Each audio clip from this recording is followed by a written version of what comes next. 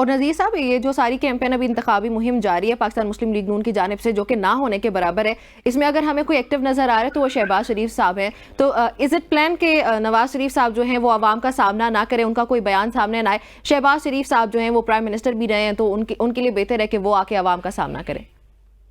नहीं, तो क्वेश्चन भी तो शहबाज शरीफ पर है, नवाज शरीफ पर तो नहीं थे।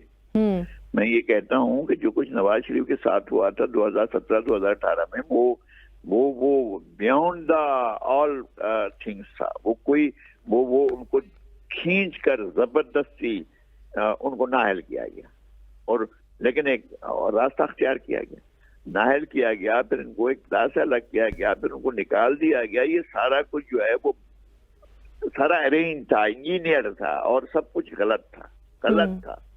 उसके बाद जब आप ठीक कर रहे चीजों को तो उसके लिए कोई कानूनी रास्ता अख्तियार करेंगे।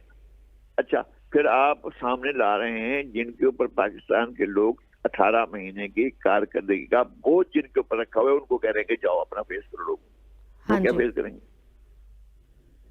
सही हो तो गया। आपके पास जो मेन लोग हैं, मेन प्लेयर, आप उनको क्यों नहीं निकाल रहे हैं? नवाज शरीफ क्यों नहीं आ रहे हैं? मरियम नवाज क्यों नहीं आ रही है? मरियम नवाज पर तो भरोसा हो रहा था कि जनाब पाकिस्तान की एक लीडरशिप है, पाकिस्तान में एक करिश्मेटिक लीडर आई है, तो वो क्यों घर में बैठ गई है? ये क्या सूरत हाल है?